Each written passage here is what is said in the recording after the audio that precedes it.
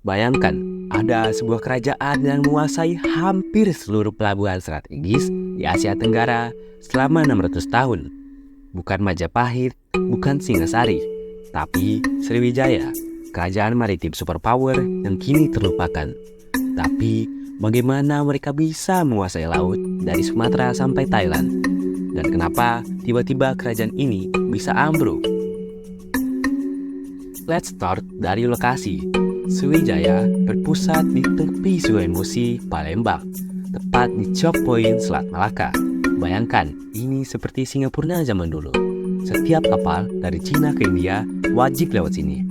Mereka pajaki semua kapal yang lewat, plus jadi distributor rempah-rempah dunia. Profitnya lebih gila dari TikTok Shop.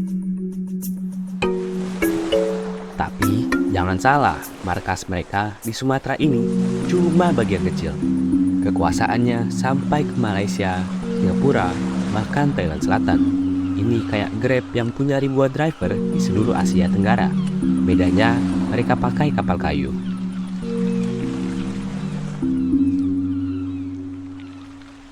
Pada tahun 682 Masehi, Dapur Tahyang Sriwijaya Nasa ngeluarin startup bernama Sriwijaya. Prasasti Kedukan Bukit menyebut dia bawa 20.000 tentara buat invasi ke Jambi. 20.000 orang itu seperti mengisi setengah stadion Gelora Bung Karno.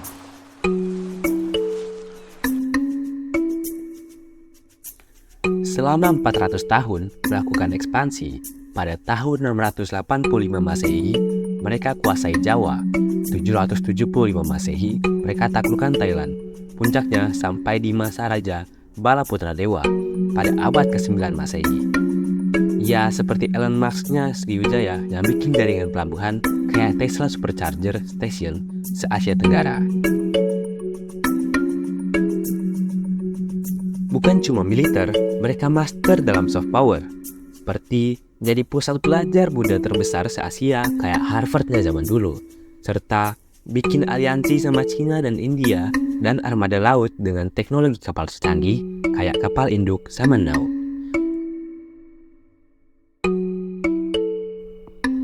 Kapal mereka bisa bawa 1.000 ton barang atau setara seperti 10 kontainer.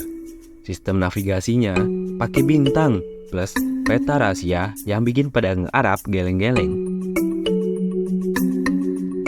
Tapi pada tahun 1025, bencana datang. Raja Rajendra Chola dari India berbuat habis-habisan. Kenapa? Ya, karena persaingan jadi calo perdagangan Asia.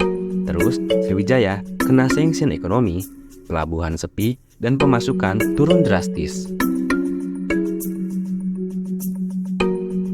Bencana alam nambah parah.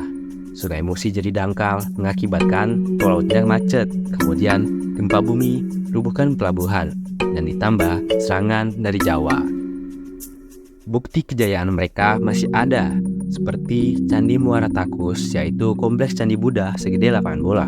Kedua, prasasti Talang Tuo, yaitu konstitusi pertama soal lingkungan hidup. Dan juga Arka Buddha Emas, bukti mereka punya ekonomi yang kuat. Uniknya, meski Buddha dominan, mereka toleran sama Hindu. Arka Ganesha ditemukan di samping patung Buddha, kayak gereja dan masjid berdampingan. Jadi, Sriwijaya itu bukan sekedar kerajaan biasa. Mereka adalah raksasa maritim yang menghubungkan dunia, dari rempah-rempah, agama, sampai budaya. Mereka bikin Nusantara jadi pusat perhatian global. Tetapi, seperti kata pepatah, semakin tinggi pohon, semakin kencang angin yang menerpa. Sriwijaya tumbang karena terlalu besar dan terlalu sukses kayak Titanic yang akhirnya tenggelam. Tapi, warisan mereka tidak pernah benar-benar hilang. Dari nama Sriwijaya yang dipakai untuk universitas, kapal perang, sampai inspirasi toleransi antar agama. Jadi, next time kamu makan pempek di Palembang, ingat kamu lagi hidup di tanah bekas kerajaan superpower Asia Tenggara. Dan siapa tahu, mungkin suatu hari Indonesia bisa belajar dari kejayaan Sriwijaya untuk kembali jadi kekuatan maritim dunia.